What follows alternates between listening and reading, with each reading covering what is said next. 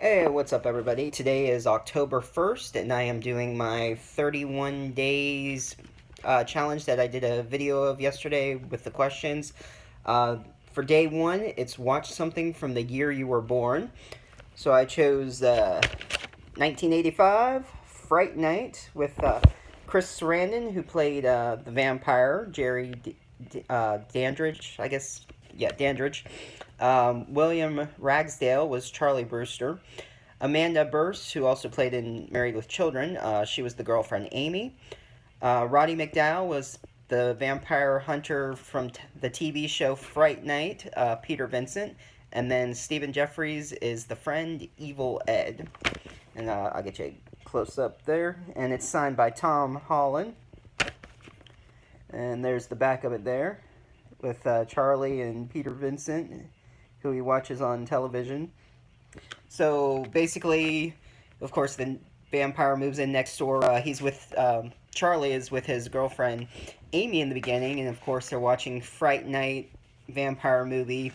And he, after they're talking and stuff, he's looking out the window and he sees a couple of people carrying a coffin moving in next door. As his girlfriend's trying to get his attention, and he's just staring out the window. He's like, "Oh, you're not gonna believe this. There's people carrying a coffin in," and she sees it on television carrying a coffin, and she just thinks he's making stuff up. So no one believes someone strange is moving in next door with a coffin, and of course stuff like that goes on, and there's murders going on in the town that they hear on the news, and he recognized one of the women who went into the house, and so he starts spying on them. And as he's watching through the window, he sees one of the women that Jerry is with and about to bite the woman's neck. So that's when he realizes it's a vampire. He tries telling his mom. She thinks he's crazy or dreaming. So no one believes him. He's telling his friends. He tries to even get the police to go there during the day, and he's saying that he didn't say vampire at first because he didn't want to seem crazy, and they had an excuse for everything. The guy, what was his name? Was it Billy, or that was his real name? I forget. But the guy who helped Jerry's character in it, um, made jokes about it, and then him saying a vampire. So of course the cop didn't believe Charlie, and he tries to convince his hero. He thinks that the character, really is a vampire hunter. So he tracks down Peter Vincent to try to convince him, like, "Hey, I need your help. There's a vampire living next door."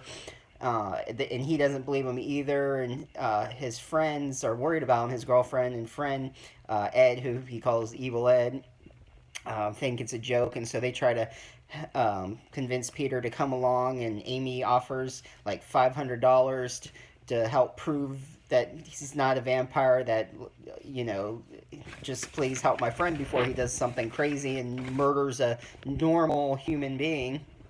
So he calls up, Peter Vincent calls up Jerry Dandridge and everything, and but he's saying that he's a born again Christian or whatever. He finds cross as offensive, and like, what about holy water? And he goes, "It won't be holy water, it'll just be tap water." So he brings them over. Charlie and Amy and Evil Ed are all over there, and just to like do the test and everything. And since it was just regular water, they don't believe him, and he's getting ready to go, and he keeps trying to insist on everything. And as they're leaving, Peter Vincent had opened up his little pocket mirror that he had, and he saw that there was no reflection. So he finally believed, that's a vampire, and he's freaking out and doesn't want to be a part of it. And since Jerry knows that he knows he's a vampire, after he leaves and everything, he ends up kidnapping Amy and turning Evil Ed into a vampire. So basically, Charlie's trying to convince Peter to come back and help him, because he threatens that, he's going to kill his girlfriend if he and Peter don't show up. So there's that final showdown that he goes up, and I don't really, if you haven't seen it, I mean, this movie's over 33 years old. This is the 30th anniversary, whatever. But if someone hasn't seen it and does have intent to see it, I won't really spoil the end. But there's that final confrontation, and with Peter Vincent finally helping and everything. So, uh, I mean, it's a good '80s movie. Got some good vampire effects. It's a couple kill scenes. It's not really too much, but I liked it. So, I mean, if you enjoy vampire movies, Fright Night would definitely be one to check out, add to your collection.